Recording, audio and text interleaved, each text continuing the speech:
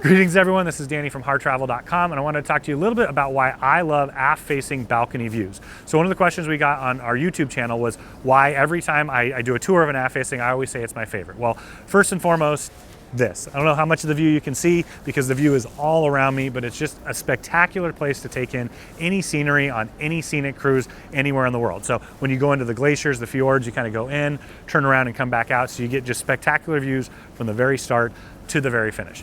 Next, I don't know if you can hear that, but there's a nice hum that always comes from the propellers kicking up the water and on the wake. So the view of the wake and the hum of the propellers for me are the greatest sound on any cruise ship. It's the place that I want to be. The balconies are always a little bit bigger in the back as well, so you can usually have a nice lounger where you can put your feet up, sit back and relax. But for me, as you're sailing away from those iconic cities or an iconic site like this and that sunset in the background, where you want to be is the back of the ship. A couple other pieces to it. One, the food is usually on the top deck towards the back, so quicker access to things like that.